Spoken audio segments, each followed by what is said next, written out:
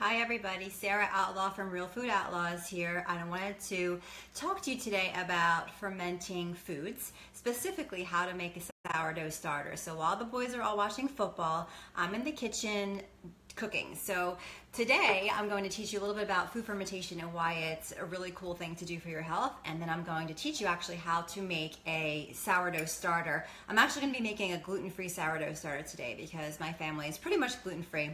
So we're going to go ahead and do that today. So by definition, fermentation is the conversion of carbohydrates to alcohol and carbon dioxide or organic acids using yeast, bacteria, or a combination of both, so it doesn't matter. Under anaerobic conditions, fermentation usually implies that the action of microorganisms is desirable. So this is a good bacteria. So we're trying to achieve a good bacteria ratio in our bodies by using foods to do so. So instead of taking a bunch of probiotic pills, you can actually get the probiotics directly from your food, which is really neat. So fermentating foods makes them easier to digest by actually pre-digesting them in your body so that it's already pretty much done for you. So your body can actually use the nutrition without digesting them, over-digesting them.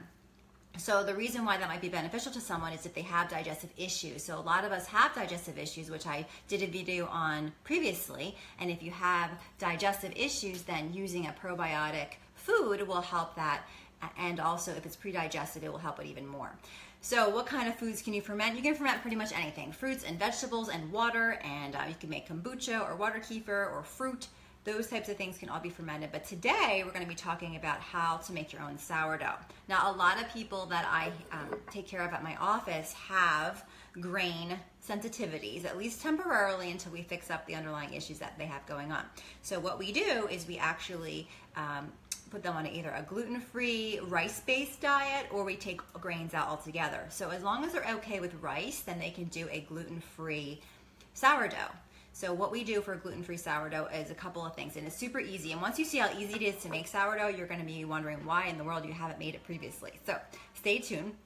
So all you need to do for food fermentation is to have a yeast and a bacteria. So you need to be able to catch the yeast and the bacteria that are in the air, and it will actually be wild caught. So for sourdough, you're not going to put a tight lid on it because you actually want the sourdough starter to catch what is in the air and actually ferment the flour and the water that we're going to put in.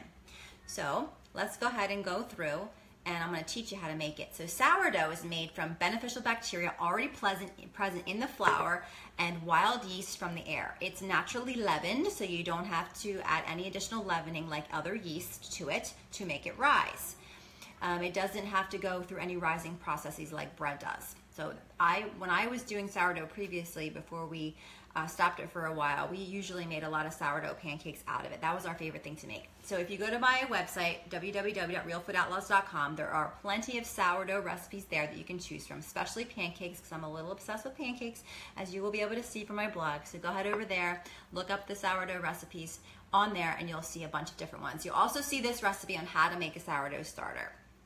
So it's very simple, and I'm going to show you how to do it. So all you need to do is you need a 1-to-1 ratio of flour to water. So no matter what kind of flour you use, you're going to have a 1-to-1 ratio of your flour to your water. So all you're going to do is you're going to take, I'm going to make a super easy one here. So I'm going to take 2 tablespoons of my gluten-free rice-based flour here. And you're going to take 2 tablespoons of water. 2 tablespoons of water. A little bit more because I did a heaping tablespoon.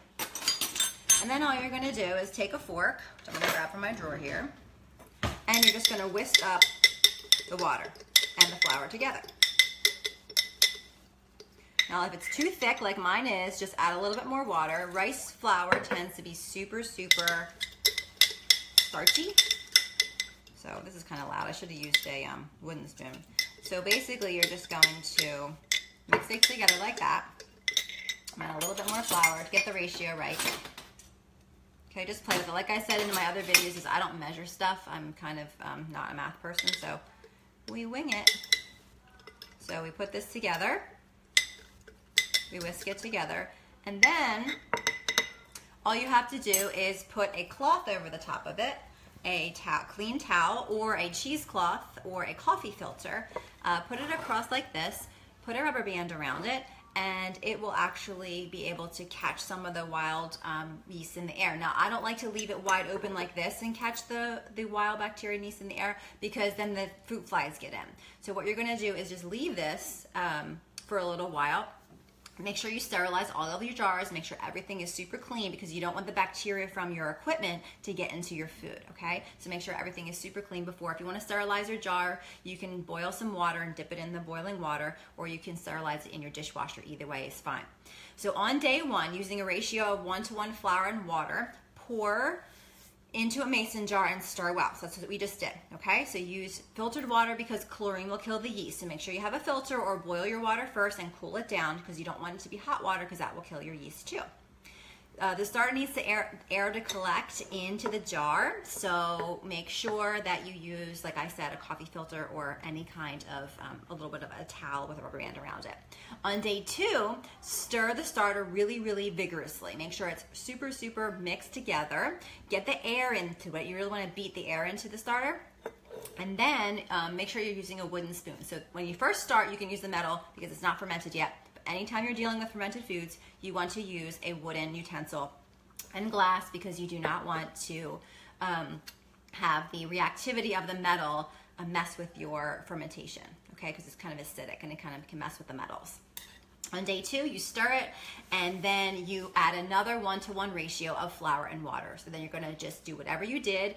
The best ratios are actually 1/2 cup to 1/2 cup when you're first starting. So you do 1/2 cup of flour, 1/2 cup of water, and then every day you add 1/2 cup of flour and 1/2 cup of water and stir again. So repeat feeding the starter daily for 7 days. So it takes 7 days to make a starter. When you're all done, you're gonna have it be all the way full, and then you can start using it. So by day 7, you should have a wonderfully sour smelling dough, and it should be very visibly bubbly. You should not see anything colored in there. It should just be a nice bubbly flour starter for you, and then you can use it in your recipes. So you're gonna leave it on the counter in a glass jar or bowl, and lightly cover it with a clean cloth to store it, and then just feed it twice a day after that. So once you have gotten it to your 7th day, you're going to feed it once a day with a 1-to-1 ratio of flour and water every single day. If you want it to go dormant and not have to feed it, if you want to have to go away or whatever you're going to do, then all you have to do is put it in the refrigerator and then just feed it every once in a while. That's what I do. So I would just put it in the refrigerator and then leave it there. So that is all you need to do to make a sourdough starter. So then once you have a nice full starter jar, then you can go ahead and start making your pancakes, you can make your breads, you can make your rolls, whatever you're going to do with it, you can make once the sourdough starter is all ready. If you have any questions, just leave them in the comments for me. I'm happy to answer those. And if you have any questions about kinds of flour or whatever, you can go ahead and go onto my blog, realfoodoutlaws.com, and you'll be able to see exactly the tutorial that I told you there. And if you have any additional questions after that, then just ask. So again, that's realfoodoutlaws.com. Have fun making your sourdough, guys. It's awesome.